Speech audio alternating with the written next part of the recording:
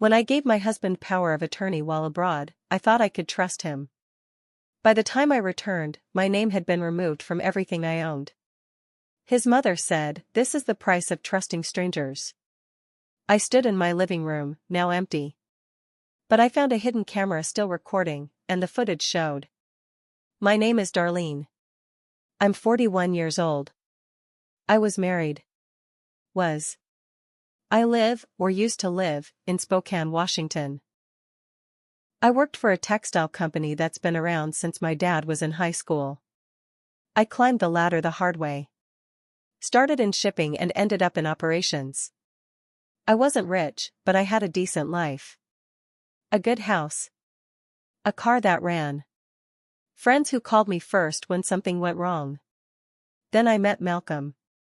We met through a guy I used to date who brought him to a barbecue one summer. Malcolm was the quiet type. Polite. Helpful. Not one to drink too much or talk too loud. My friends all said the same thing, he's safe. And that sounded really good at the time. He worked at a local print shop and paid his bills. No kids. No ex-wife drama. I thought, finally, a man who doesn't come with all that baggage. We dated for a year and a half. I never saw any red flags. We got married in a simple courthouse wedding. No big deal. That's what we both wanted. At least that's what I thought. We bought a modest house on the north side of town. My name was on everything. We paid for it using money from my savings. He didn't have much, but I didn't care. I believed in building things together. About a year and a half ago, my boss asked me if I was open to working overseas for a while. The company was setting up a new supplier in Denmark. It was temporary, only 3 months. They'd cover rent, expenses, flights. It was a career boost, and it came at the perfect time. Things had been feeling a little flat at home, and I thought some distance would be good. Malcolm acted proud of me. He even helped me pack. Drove me to the airport. Gave me a long hug and whispered, "I'll keep everything here running smooth." I didn't even question it. Before I left, my company had their legal team draw up some papers. Because I was going to be out of the country and might need someone to handle urgent stuff like taxes, bills, or sign off on documents, I was told to assign someone power of attorney. It was just in case. Everyone said it was common. I chose Malcolm. I didn't even hesitate. I signed the papers. I didn't read the fine print. While I was in Denmark, we FaceTimed maybe twice a week. Texts got shorter over time. He said work was busy. Said his mom was sick and he was helping her out a lot. I didn't love it, but I told myself not to be needy. I had no idea what was happening back home. When I came back after those 3 months, everything felt wrong. I took an Uber from the airport straight to the house. I was tired, jet-lagged, but excited to sleep in my own bed. When we turned onto my street, my stomach flipped. My car wasn't in the driveway. I figured maybe it was in the garage or the shop.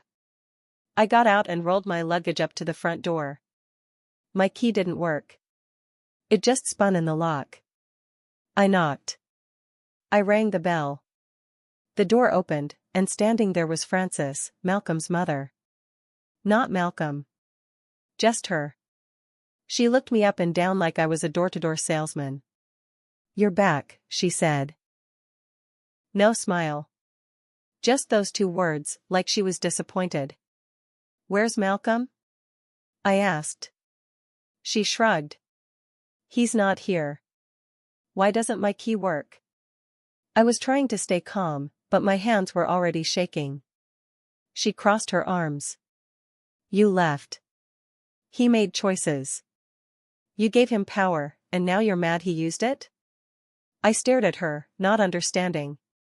Then she added, "This is the price of trusting strangers." That word, strangers, hit me hard.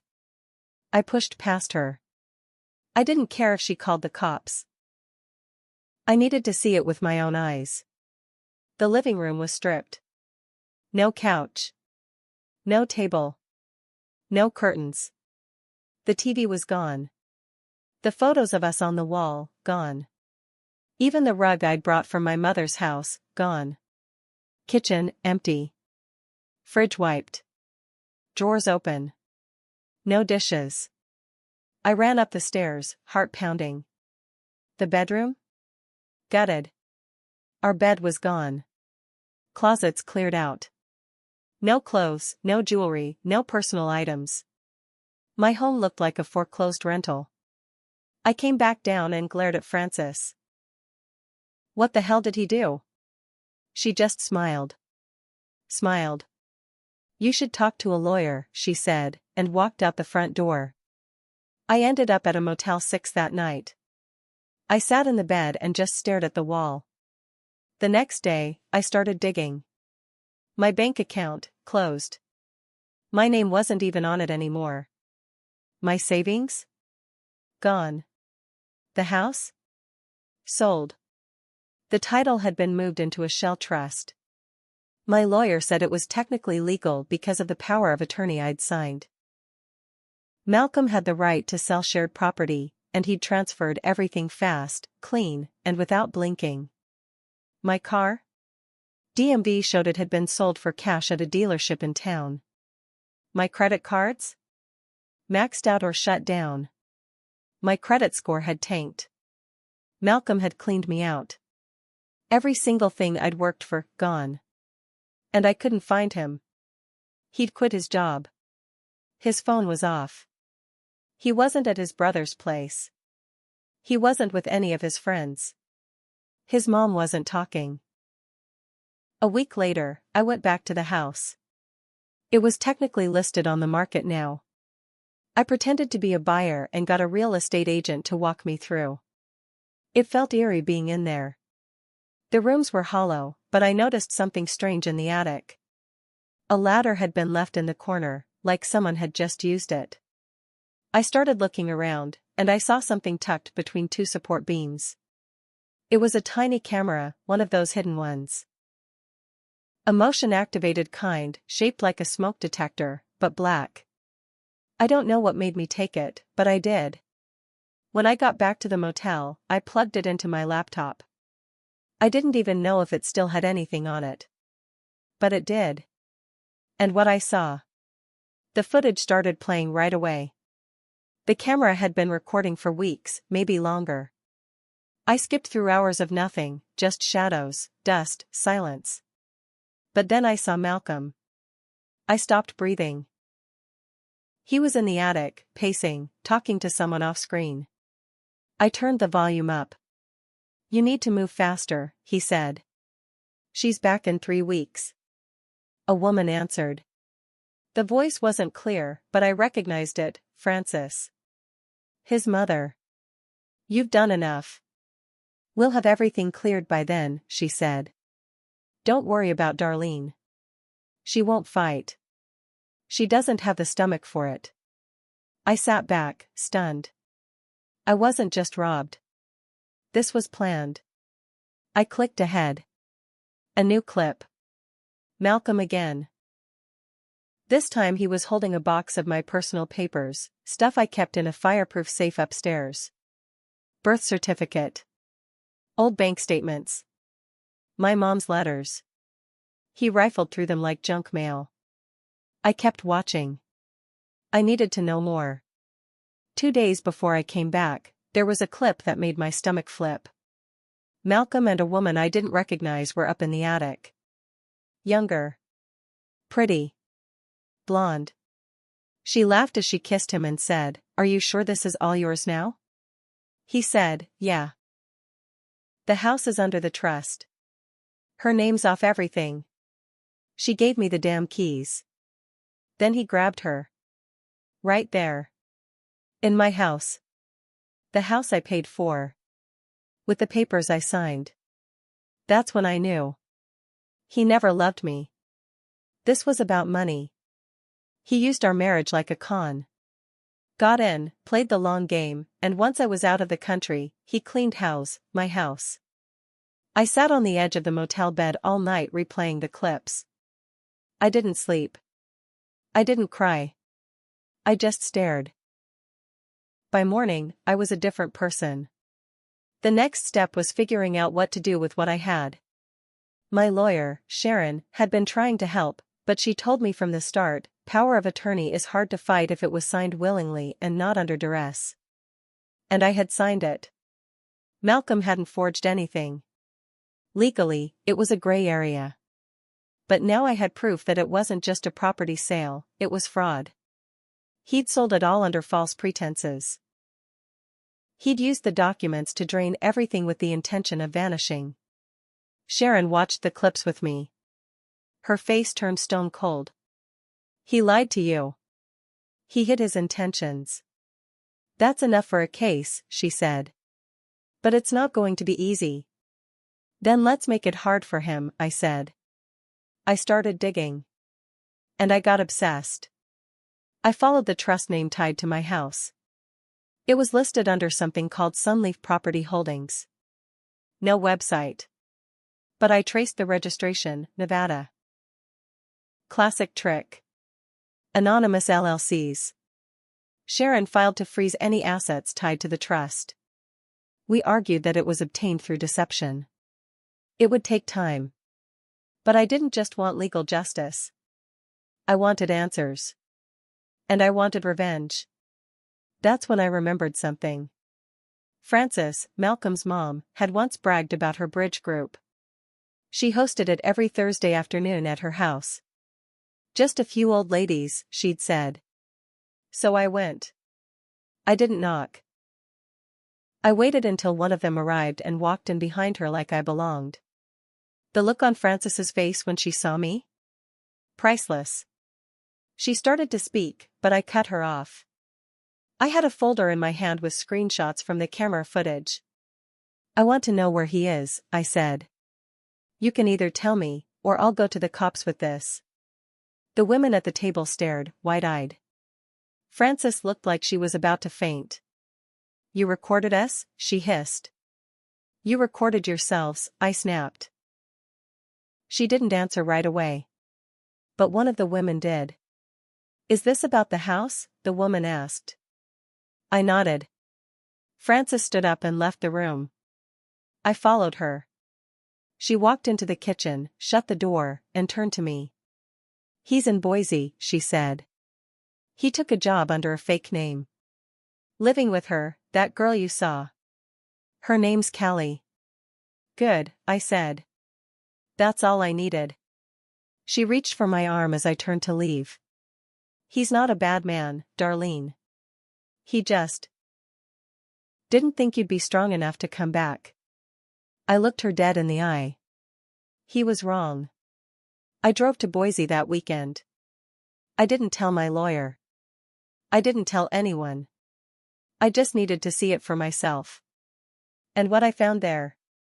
I got to Boise late on a Friday. I had Malcolm's new address thanks to a PI Sharon knew. She didn't want to get involved at first, but once she saw the footage, she was all in. Said it was the dirtiest betrayal case she'd ever seen. He was using the name Mark Delaney now. New license, new job, new life. All of it built on what used to be mine. The house was in a quiet suburb. Cute place. Looked like something out of a damn catalog. There were 2 cars in the driveway, neither of them mine. One of them was a brand new Lexus. I recognized the plates, he'd used my credit to lease it. The documents were in the camera footage. I didn't go up to the door. Not yet. I parked down the street and watched. Around 7:30, he came out with Callie, the blonde from the video.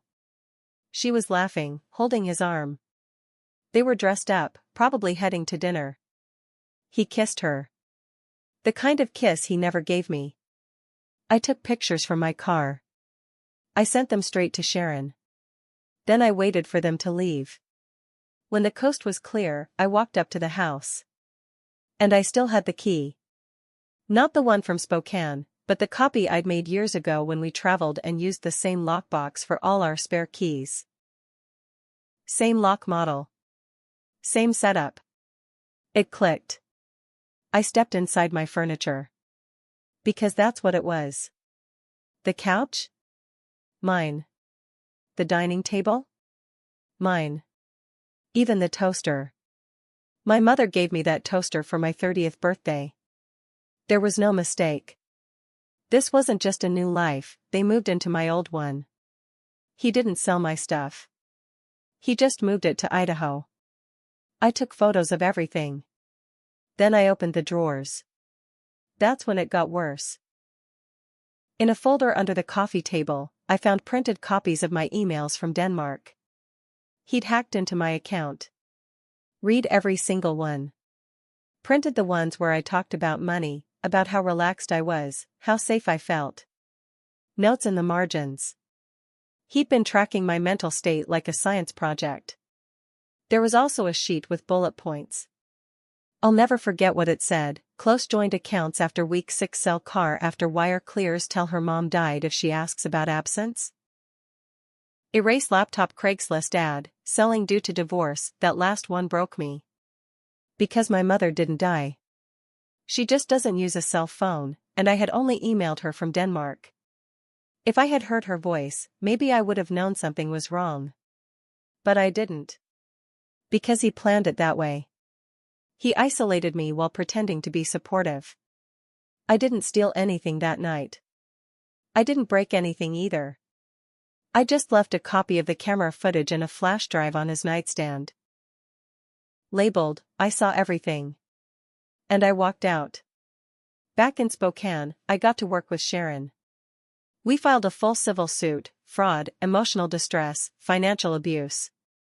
I posted the footage to a private lawyers forum and started getting calls from other women. 2 of them said they knew Malcolm. Said he went by Sean back then.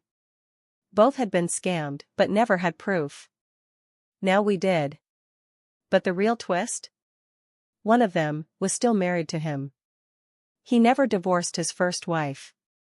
The marriage with me? Technically void.